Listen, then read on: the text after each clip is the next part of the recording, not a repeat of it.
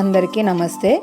ఈ ఆనపకాయ sugar levels పెరగవు, అరుగుదల లోపాలు రాకుండా ఉంటాయి, యాసిడిటీని తగ్గిస్తుంది. ఆనపకాయ నువ్వులతో ఈ దినం కర్రీ చేస్తున్నాను. ఎలా చేసుకోవాలో చూద్దాం. 50 గ్రాముల నువ్వులను నింపుకొని పక్కన పెట్టుకొని పొడి చేసుకోవాలి.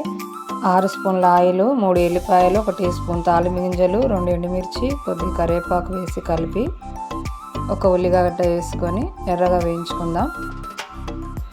ఇప్పుడు రుబ్బుకున్న పచ్చిమిర్చి 100 గ్రాములు, 1 టీ స్పూన్ అల్లం వెల్లుల్లి పేస్ట్, 1/2 టీ స్పూన్ పసుపు వేసి ఒక టమాటా వేయండి.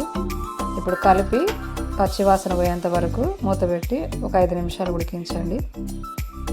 ఇప్పుడు ఇందులోకి ఆనపకాయ ముక్కలు వేసి ఉప్పు 1 చెంచా వేసి కలిపి మూత పెట్టి ఉడికించుకుందాం. ఇప్పుడు రుబ్బి పెట్టుకున్న నువ్వుల పొడి, ఇంట్లో రుబ్బుకున్న మసాలా 1 టేబుల్ స్పూను, కొత్తిమీర వేసి కలిపి మూత పెట్టి ఉడికించుకుందాం. నువ్వులు కూరకి సువాసన ఇస్తుంది, మంచి రుచిని కూడా ఇస్తుంది, ఎంతో టేస్ట్గా ఉంటుందండి. మన ఛానల్ని సబ్స్క్రైబ్ చేయండి, లైక్ కొట్టండి, షేర్ చేయండి.